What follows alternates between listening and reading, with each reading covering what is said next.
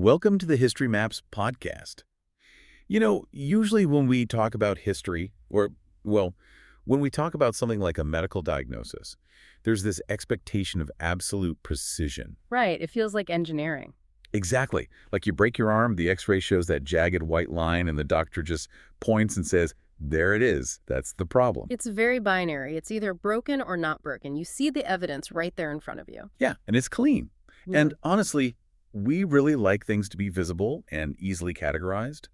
But then you step into the world of ancient Southeast Asian history, and suddenly that x-ray machine is completely unreliable. Oh, totally. The landscape is incredibly murky. Right, we're looking at a historical landscape where we're dealing with layers of culture, overlapping kingdoms, and the echoes of civilizations that were just entirely absorbed by the nations that came after them. And to even make sense of it, you have to pull from so many different disciplines. Which is exactly what we're doing today for this deep dive.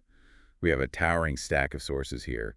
We're looking at recent linguistic mapping studies, archaeological surveys of ancient moated cities in central Thailand, translated epigraphic records, the ones carved into stone. Yeah, the inscriptions. Right, and some heavily debated royal chronicles. It takes all those different disciplines just to begin piecing the picture together. I mean, the written records alone aren't enough because, well, they were often written by the victors. Which is exactly why our mission today is so compelling. We're tracing the journey of one of Southeast Asia's oldest ethno-linguistic groups, the Mon people. It's a fascinating journey. It really is. We're going to follow their path from their prehistoric migrations along the region's great rivers all the way to their establishment of the earliest Indianized kingdoms. And we'll explore their centuries-long struggles against these really powerful empires. And we definitely need to examine the enduring cultural legacy they left behind because their historical footprint is profound. Yeah, for those of you listening, you are likely highly familiar with the modern nations of Myanmar and Thailand. Like you can easily picture them on a map. Right. But what's crucial to understand here is that the foundational culture, the alphabets, and the religious traditions of this entire region owe an immense debt to the Mon. I want to dig into this with deep curiosity, because the Mon aren't just a people of the distant past. They're a resilient civilization that shaped the very DNA of mainland Southeast Asia. Absolutely. So to figure out how they did that, we have to go back to the linguistic roots. Looking at the sources, they point toward the Proto-Austroasiatic populations. And honestly, I need a quick primer on that because Proto-Austroasiatic sounds like a term you only hear in a graduate linguistics seminar. Yeah, it's definitely a dense term, but it simply refers to the ancient ancestors of a really huge language family. Okay, so how should we visualize that? Think of a language family like a tree. The Austroasiatic family is the trunk. And over thousands of years, it branched out into many different languages spoken across South and Southeast Asia today. Like which ones? Well, Vietnamese and Khmer are two of the big ones, and the Mon language specifically belongs to the Monic branch of this family. Got it. And the sources mentioned some recent linguistic research, right? Some extensive modeling done in 2021. Yeah, that research suggests the original locus, basically the starting point of these Proto-Austroasiatic speakers, was in the Red River Delta area. Which is in northern Vietnam, right? Exactly. Northern Vietnam around 4,000 to 4,500 years ago. Okay, so that sets our geographic starting line. But they didn't just stay put in the Delta. The archaeological and linguistic timelines show a major migration happening. Right, a really significant movement. This was happening between 3000 and 2000 BCE. They're moving southward from the Yangtze Valley deep into Southeast Asia. And what really stands out to me in the sources isn't just that they moved, but how they moved. The methods are key here. Yeah, they utilized a vast network of major rivers. We're talking about the Mekong, the Salween, the Sitao, the Irrawaddy, the Ping, and the Chao Phraya. Those rivers basically dictate everything about their expansion. Because when we visualize early human migration, we tend to picture, nomadic groups walking across vast, endless plains. Right, or navigating harsh mountain passes on foot. Exactly. But for the ancestors of the Mon, the river systems were their entire world. They were fundamentally a riverine people. And they didn't just travel on the water, did they? No, they brought a specific, highly sophisticated survival toolkit with them. They introduced riverine agriculture to the regions they settled. Specifically, the cultivation of wet rice. Yes. Let's pause on that, because I want to challenge how we normally think about ancient migrations. How so? Well, I feel like we always visualize these migrations as slow terrestrial land grabs, Hmm. like a group of people slowly pushing a border forward over centuries, clearing jungle foot by foot. Right, chopping down trees, slowly expanding. Exactly. But reading through these archaeological surveys, it feels entirely different. It seems like the Mon operated a highly mobile, interconnected water world network. I like that. A water world. It's less like pushing a border and more like using the rivers as ancient superhighways. They can just leapfrog across vast territories, completely bypass the dense, impenetrable jungles, and focus strictly on the fertile, connected river valleys. The water world concept is spot on. By utilizing rivers like the Mekong, the Salween, and the Irrawaddy, they weren't simply searching for places to drink. No, obviously not. Right, these rivers were the primary arteries for trade, for continuous cultural exchange, and for rapid long-distance movement. I mean, if you control the flow of the river, you control the trade and the agricultural output of the entire surrounding valley. And that brings us back to wet rice, because the mechanics of wet rice farming are vastly different from dry farming. Very different. Can you explain that? Because honestly, rice is just rice to most of us when we buy it at the store. Sure, so dry rice is planted on hillsides and relies entirely on rainfall. Okay. It's a lot easier to start, but the yield is relatively low. Wet rice, on the other hand, is grown in flooded paddies, and it yields a significantly higher caloric output per acre. Meaning it can support much larger, denser populations. Exactly. But the trade-off is that it requires incredibly sophisticated water management. You can't just throw seeds in a puddle. No, you have to build embankments, you have to dig irrigation canals, and you need to understand the seasonal flooding of the rivers perfectly. Which takes a lot of coordination. Right. You can't do that as a small group of isolated foragers.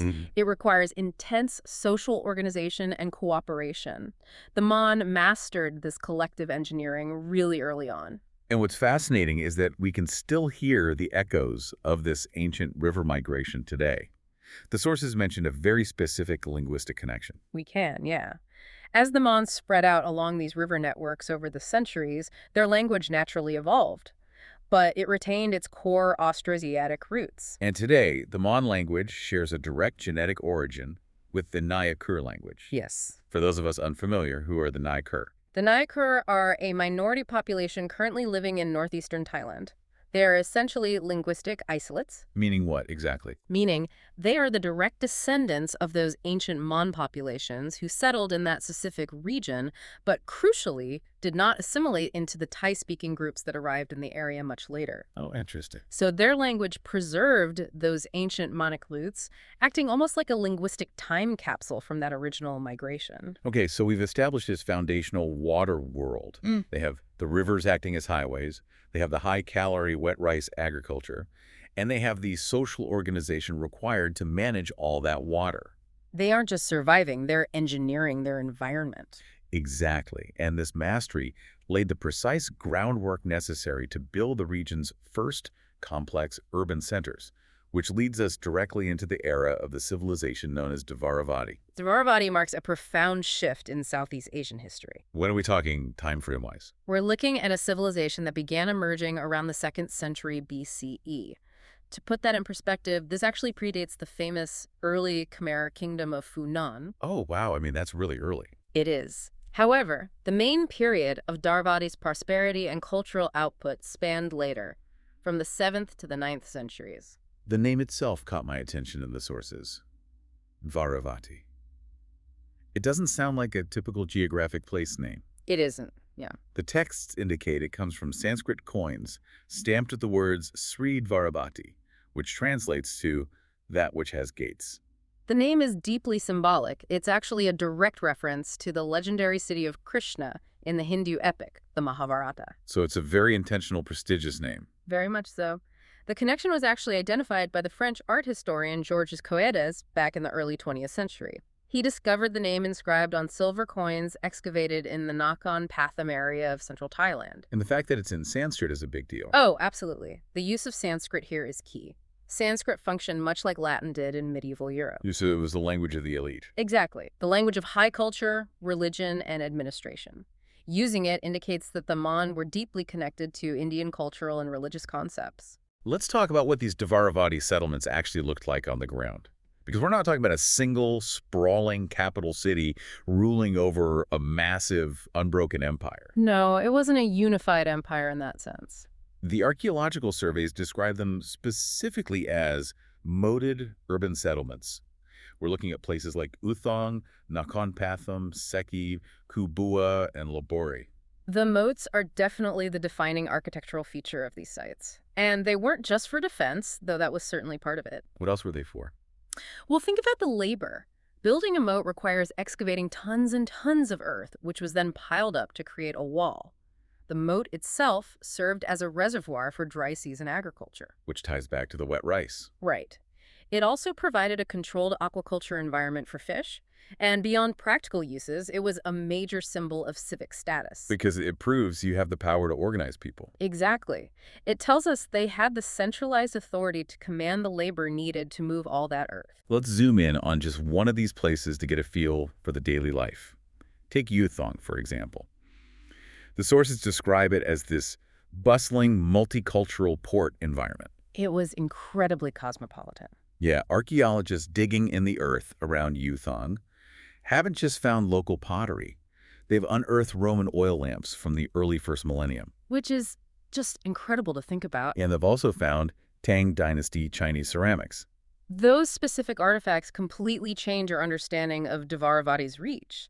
I mean, finding a Roman oil lamp and Tang Dynasty artifacts sitting in the soil of a moated city in central Thailand tells us this was absolutely not an isolated, inward-looking culture. They were connected to the wider world. Deeply integrated into the global maritime Silk Road. So how did that trade network actually function in practice? Because it's a long way from Rome to central Thailand.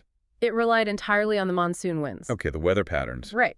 Merchants from India and the Middle East would sail east across the Indian Ocean when the wind shifted in one direction, but they couldn't just sail straight to China. Why not? The winds wouldn't allow it. They had to stop at ports along the Southeast Asian peninsula, unload their goods, trade, and wait months for the winds to shift back so they could return home. So Dvaravati was basically a giant waiting room. In a way, yes. The Dvaravati cities acted as crucial economic relay points connecting the Indian Ocean network with the South China Sea. That paints a vivid picture. So, on any given day in Yuthong, you would hear a multitude of languages. Oh, a cacophony of them.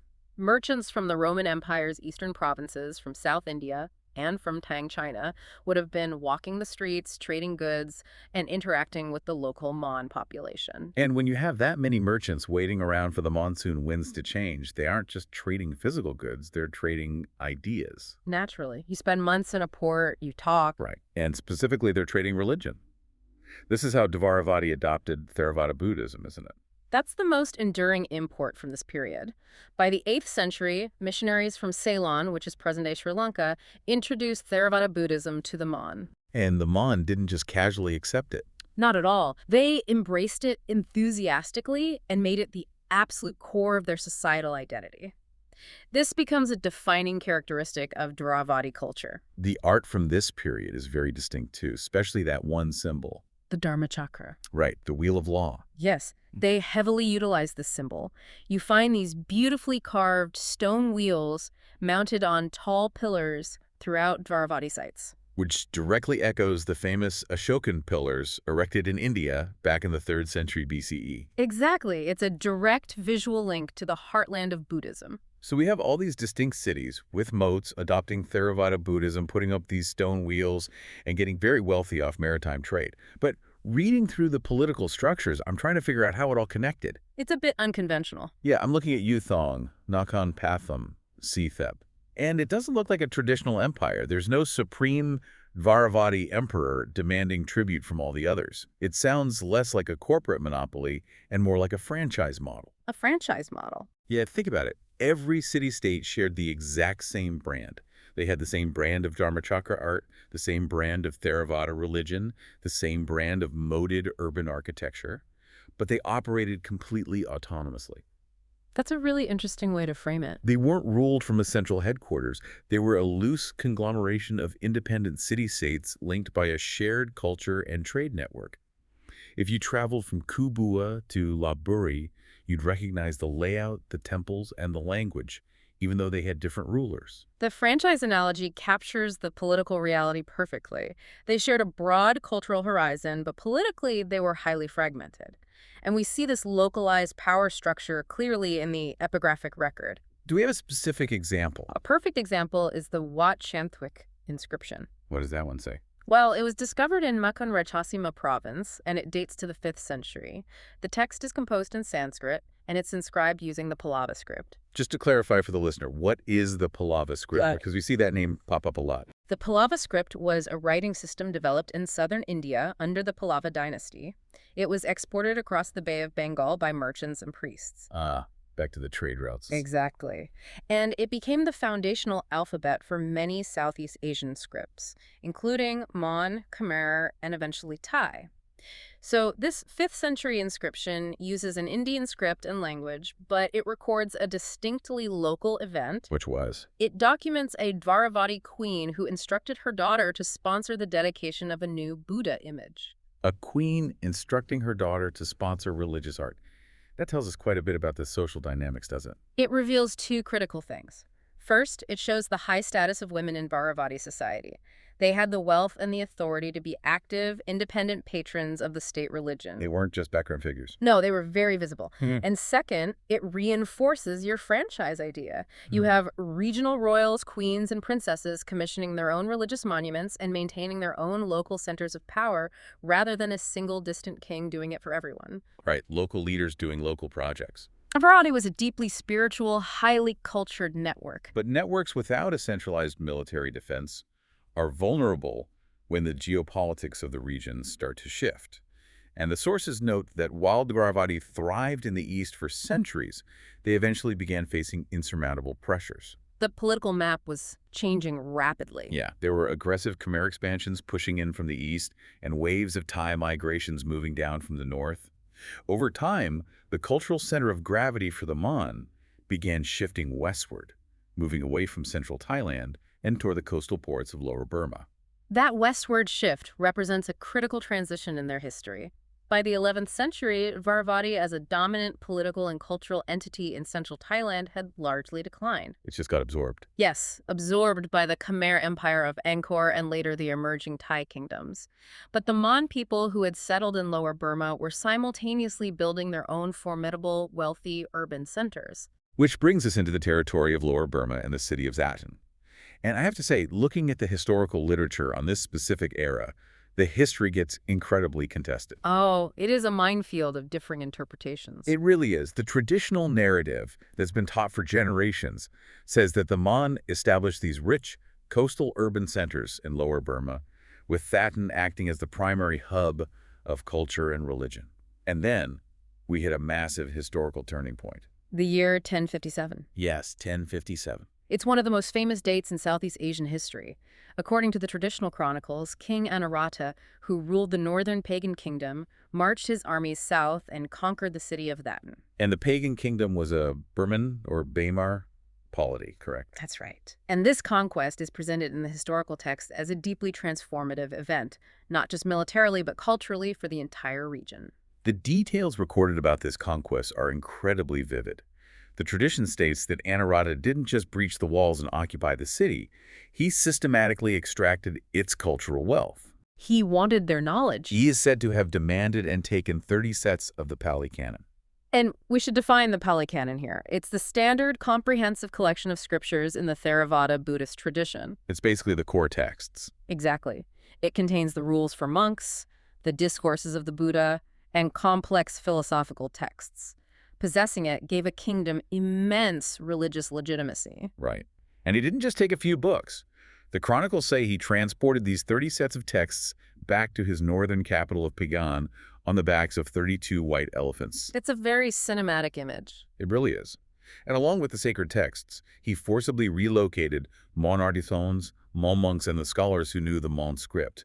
The sources state that this imported Mon script was then adopted by the northern court and formed the very basis of the written Burmese alphabet. That story is the core of what historians refer to as the Mon paradigm. The Mon paradigm. Yes. It's an established historical model that posits a very specific dynamic. The culturally refined, deeply literate Theravada Buddhist Mon of the South were conquered by the more militaristic, less culturally developed Burmans of the north.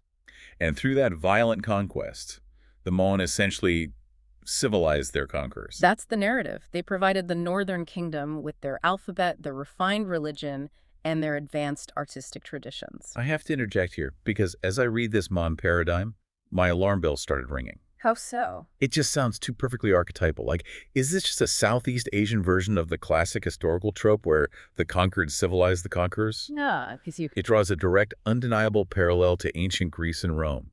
Rome conquered Greece with superior military force, but Greek culture, Greek philosophy, and Greek art completely permeated and elevated Roman society. Are we just looking at a narrative that was shaped to be the Burmese version of Greece and Rome? You've hit on the exact question that has torn the modern field of Southeast Asian history in half. This brings us to a fierce historiographical debate. Let's dig into it. The historian Michael Ongthwin published a severe foundational critique of the Mon paradigm.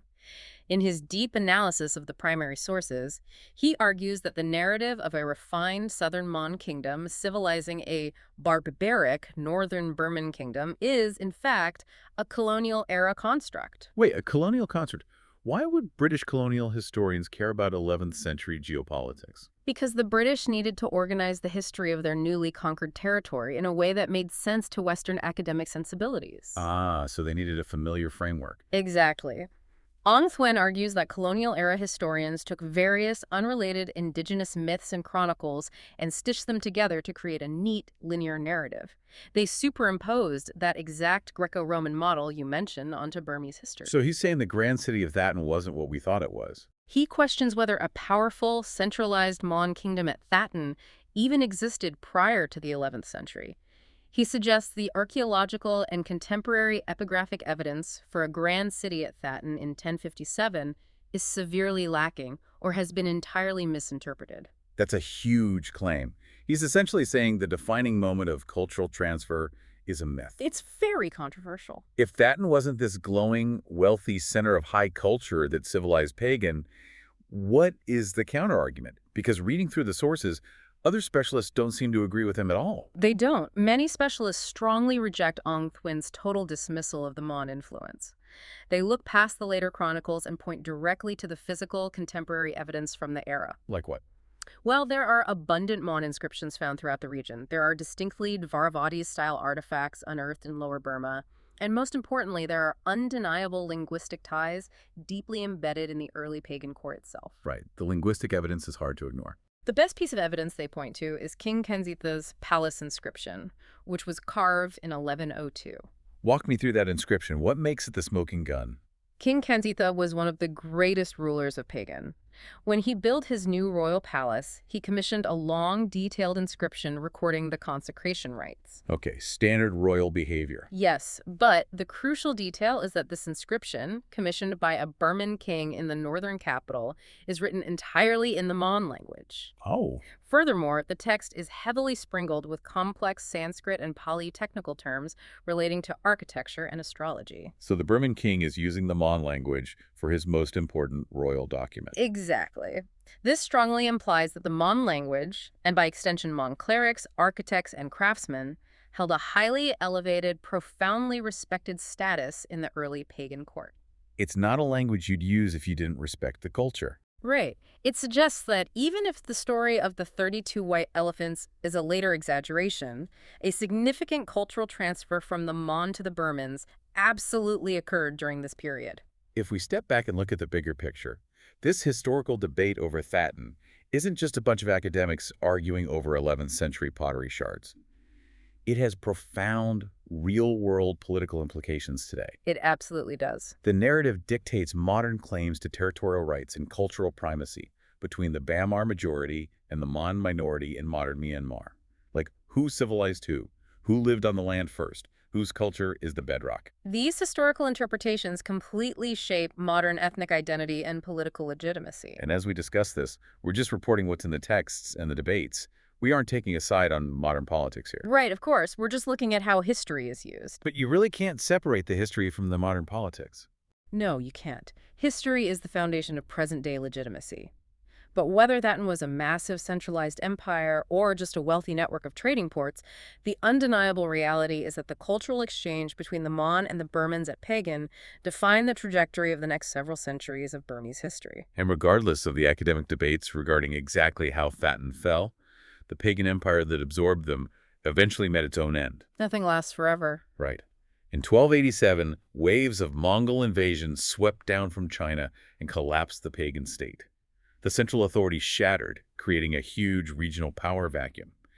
And this vacuum allowed the Mon in the south to rise to unprecedented political dominance, ushering in the era of the Hanthawaddy Kingdom. The foundation of Hanthawaddy in 1287 marks the absolute beginning of a true golden age for the Mon. Who started it? The kingdom was founded by a leader named Weru. Interestingly, Weru was of mixed Montai heritage, which really speaks to the fluidity of the region. Yeah, borders and identities were much more porous back then. Exactly.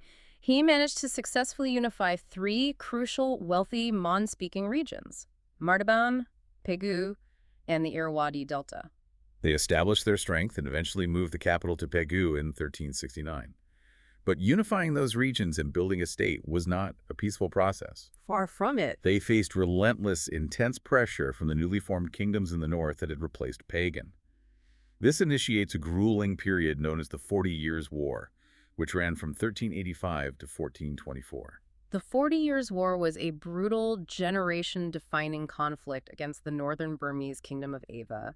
During the darkest periods of this war, the Mon were led by King Razadorit. The sources have a lot to say about him. He is remembered in Mon history as a brilliant, incredibly resilient military strategist. Let's look at Razadorit's reign.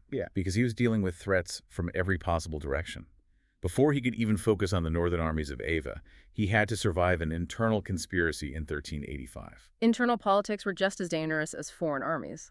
Yeah, a regional Mon governor named Lokpia tried to overthrow him and actively allied his province with the northern enemy, Ava. Lokpia's treason is a perfect illustration of the inherent fragility of the early Hanthawaddy state. It wasn't a rigid, centralized autocracy. It was a loose federation of power centers. And the regional governors held immense personal power. Yes. Razadorit managed to defeat Lokpia by aggressively capturing the strategic Delta fort of Myeongmya. But to survive the continued massive onslaught from Ava over the next few decades, Razadur had to rely on complex diplomacy just as much as military force.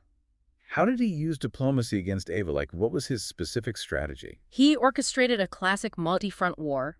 Razadart formed alliances with the northern Shan chiefs, who lived beyond Ava's northern borders. Oh, smart, so he flanked them. Exactly. He persuaded the Shan chiefs to launch raids and attack Ava from the north precisely when Ava was trying to march his armies south to invade Hanthawaddy. It forced Ava to constantly divide its forces. It's a brilliant strategic move.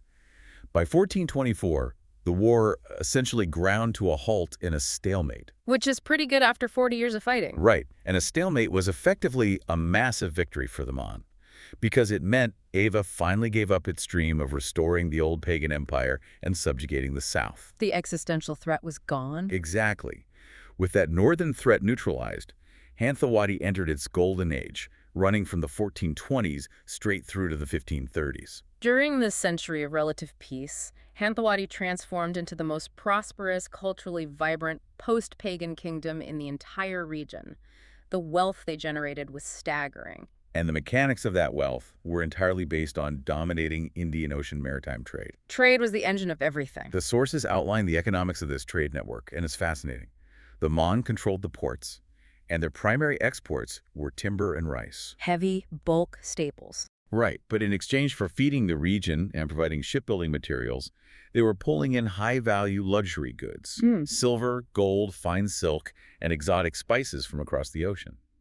They acted as the mercantile powerhouse of the coast. And all this incredible wealth funded a cultural renaissance led by two highly notable, unique figures. Queen Shinsabu and King Dhamazedi. Let's start with Queen Shinsabu. She is a truly remarkable historical figure. She ruled from 1454 to 1471. And she's the only one, right? Yes. She holds the distinction of being the only recorded female monarch in Mon history. Her reign is remembered as a period of profound peace. She directed the kingdom's immense maritime wealth toward the patronage of Buddhism. Any specific projects? Most notably, she funded massive expansions and the gilding of the famous Shwedagon Pagoda in modern-day Yangon. And when she stepped down, she was succeeded by King Dhamazedi, who rules from 1471 to 1492.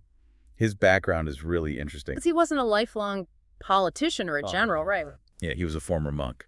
And that background completely informed his priorities as king.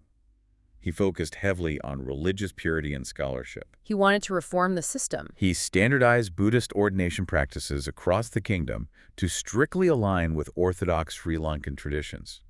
And to cement these reforms, he sponsored the famous Kalyani inscriptions, which basically recorded the history of religion in the region in stone. Under the leadership of Shin Sabu and Dhamazedi, the capital city of Pegu became an internationally renowned center of Theravada Buddhist scholarship. Monks from across Southeast Asia traveled there to study. It was a cosmopolitan, incredibly wealthy trading hub. It's a but. If we look closely at the political architecture of the kingdom, the Hanthawaddy state harbored a fatal structural flaw. A very deep flaw. Let's break down this structural flaw because it explains everything that happens next. The administration of Hanthawaddy was divided into central zones managed by the king and provincial zones. Right. These distant provincial zones were governed by royal relatives or powerful local lords. But crucially, the king in Pegu did not maintain a large permanent standing army. Which is shocking, given their wealth. Right. When a war broke out, the central government relied entirely on those provincial governors to round up local farmers and conscript them into service via corvée labor. We should define corvée labor, for those who might not know. It's a system of unpaid forced labor imposed by a ruler on their subjects, usually for a set portion of the year. So in this case, the farmers were forced to become soldiers. Exactly, and that decentralized military structure is inherently unstable. If your regional governors are happy and loyal, you can raise a massive army relatively quickly. But if they aren't? If those governors are estranged, uncooperative, or if the central leadership in Pegu is seen as weak, you have absolutely no defense mechanism. It seems crazy to me. Having that level of maritime wealth without a centralized professional military is like having a bank vault filled with gold but refusing to hire any security guards. It's an open invitation. You are the richest, most tempting target in the entire region, but your only defense plan relies on the local neighborhood watch showing up with pitchforks when the robbers arrive. How did they survive as long as they did with that weakness? Well, they survived as long as the northern kingdoms were divided and fighting among themselves. But wealth alone cannot buy time when a highly centralized, heavily militarized force finally unifies and starts marching on your capital. The wealth actually paints a target on your back. The immense wealth of Hanthawaddy made it the prime target. And because the Mon king had no professional standing army of his own, he couldn't project power beyond his capital or enforce immediate compliance from his reluctant vassals. This exact structural flaw left the door wide open for a leaner, hungrier, highly militarized neighbor to the north to bring the Golden Age to a sudden and violent end. Which brings the timeline to 1539. Yes, 1539 and the onset of the Toungoo conquest. The Toungoo dynasty, which was an emerging Burman power led by King Taban Shwedi and his brilliant general Bayanong, set their sights on the wealth of Pegu. The fall of the Hanthawaddy kingdom was remarkably, almost shockingly, swift. How swift. Well, the reigning Mon king at the time, Takayuki, was young and militarily inexperienced. Despite having vastly superior financial resources, more men, and even Portuguese mercenaries with firearms, Takayuki failed entirely to mobilize his decentralized network. The provincial governors didn't rally to him in time. They didn't. The leaner, highly disciplined Toungoo forces captured the strategic Irrawaddy Delta in 1538. Then they marched on and took the capital of Pegu in 1539, and finally secured the port of Martaban in 1541. Now, General Bayanong was initially quite pragmatic, right? He was, actually. After securing the conquest, he actually offered amnesty to the surrendered Mon officials. He placed many of them back in their old administrative positions because he needed their expertise to run the wealthy maritime trade. He needed them to secure his rule over the newly conquered territory. It was a smart administrative move. But that era of pragmatic peace did not last. No, it didn't. After Bayanong's death, his son, Nanda Bane, ascended the Toungoo throne in 1581. And his rule over the Mon population can only be described as a period of severe, systematic oppression. Nanda Bane inherited a huge empire, but he was completely obsessed with conquering Siam, specifically the powerful kingdom of Ayutthaya to the east. It became an obsession that destroyed his own kingdom. To fund and staff these endless, exhausting, and largely unsuccessful military campaigns, he instituted a reign of terror in the prosperous Mon regions of the south. He treated the Mon population as an endless resource to be exploited for his wars. The details of the suppression in the historical record are truly grim. The sources state that he ordered the branding of Mon conscripts. Wait, branding? Like cattle? Yes. They physically branded the men's hands with their name, rank, and home village to prevent desertion during these horrific campaigns in Siam. That is brutal. And those who were deemed too old for military service weren't spared either. They were forcibly deported to Upper Myanmar and traded away for horses. Traded for horses? Yes. He even sought to terrorize the population psychologically by ordering the slaughter of the pariah dogs in the streets of Pegu. He dragged people from all across the surrounding countryside, forcing them into the capital to overpopulate Pegu, trying to concentrate all available manpower under his direct control.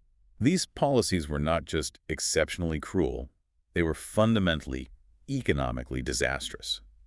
By forcibly removing tens of thousands of skilled farmers from the fertile paddies of the Irrawaddy Delta and concentrating them in the capital for war efforts, the entire agricultural foundation of the region collapsed. The rice paddies were abandoned, there was no one to tend them. And then nature delivered the final, devastating blow to a weakened society. In 1596, a huge plague of field rats swept through the region and destroyed whatever was left in the royal granaries. A plague of rats on top of everything else. The resulting starvation was so severe that the economic system completely broke down. The texts note that the price of rice reached absurd, hyperinflated levels. One basket of rice came to cost 1 vis of copper. And a vis is a traditional Burmese unit of weight. It's roughly equal to 1.6 kilograms. So we're talking about trading large blocks of valuable metal just for a single basket of basic sustenance. This is an extreme example of hyperinflation driven by absolute scarcity. Society was collapsing. Contemporary accounts mention that monks and nuns who relied entirely on the charity of the lay people were surviving on a single bowl of thin, watery rice gruel a day. Under that level of starvation and oppression, the kingdom fragmented. Mons fled in massive numbers, seeking refuge in neighboring Arakan and across the border in Siam.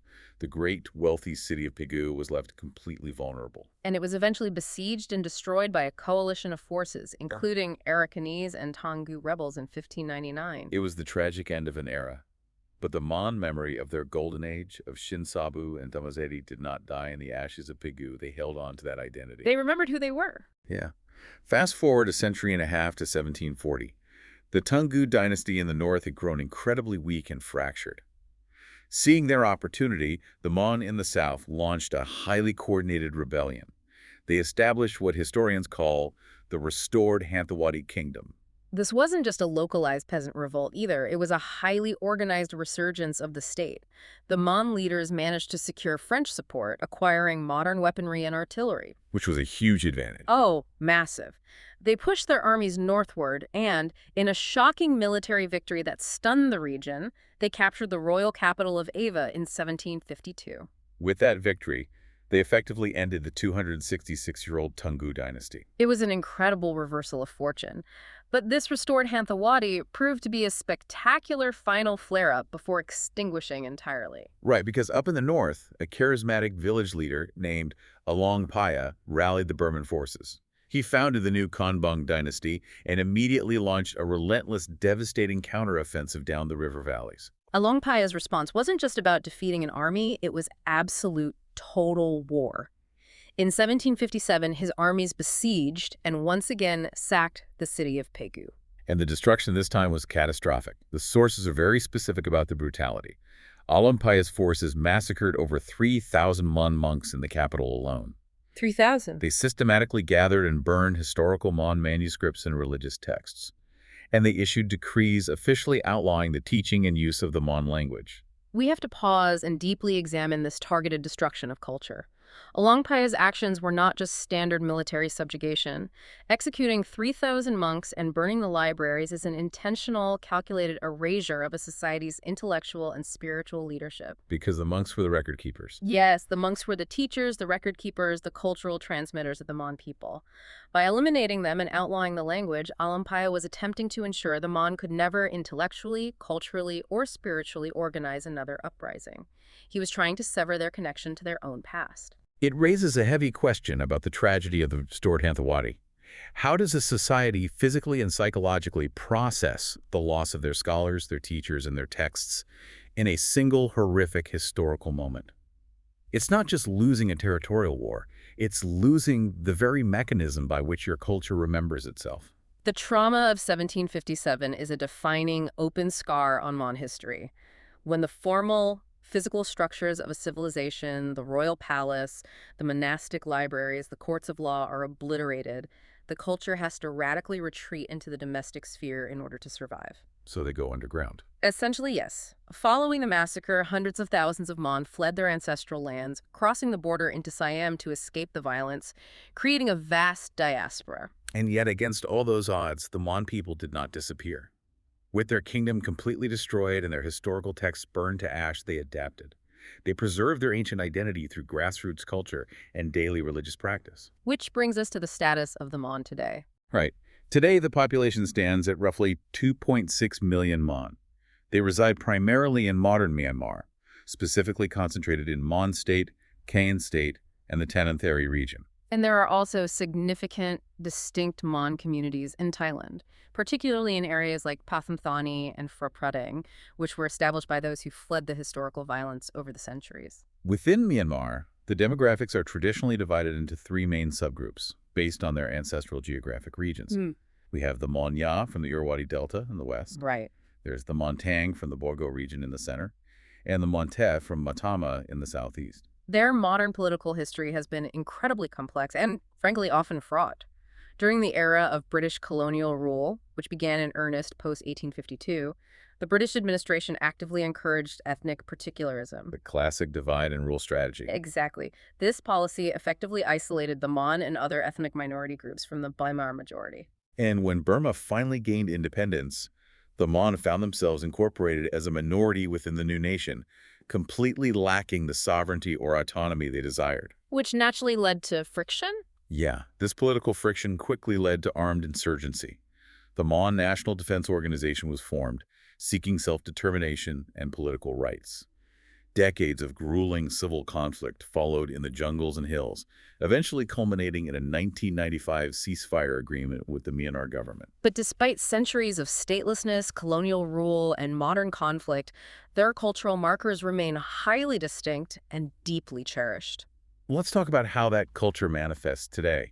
You have physical symbols like the traditional red longi worn by Mon men, which historically symbolizes bravery and resilience. That's a very striking visual marker. You also have culinary staples that have actually become famous across the wider region, like H. Temene. Wangtamen is a great example of cultural preservation.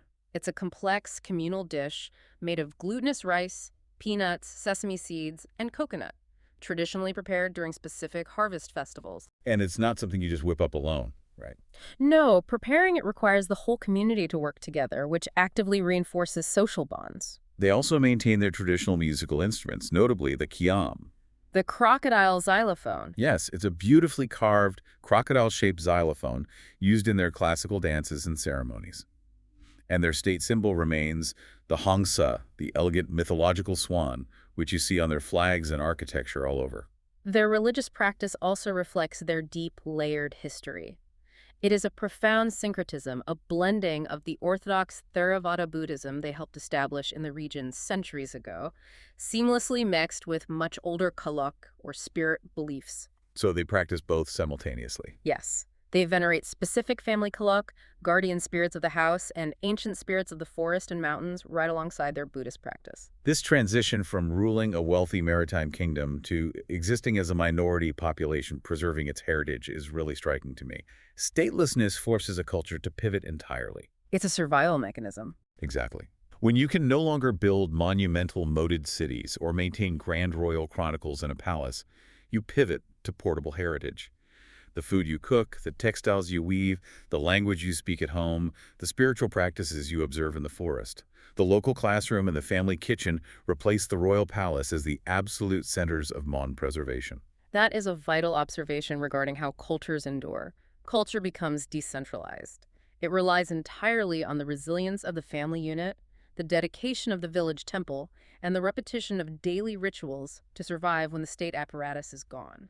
I look at this and I compare their cultural survival to the root system of a felled tree. The crown of the tree, the Grand Hanthawaddy Kingdom with all its wealth, was cut down violently in 1757.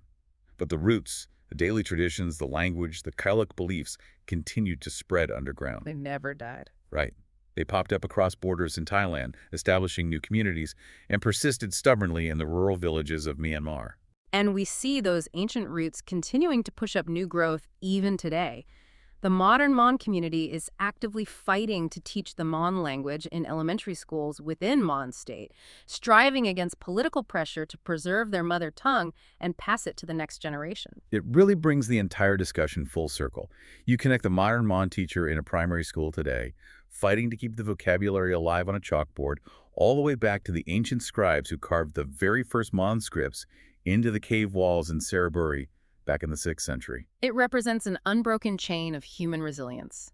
The Mon have witnessed the rise and fall of great empires, they have endured the complexities of colonial rule, and they have navigated decades of modern civil conflict, all while maintaining a distinct, vibrant, and incredibly rich identity. We started this deep dive talking about diagnostic muddy waters, about how history isn't a clean, clear X-ray. The history of the Mon people proves exactly that.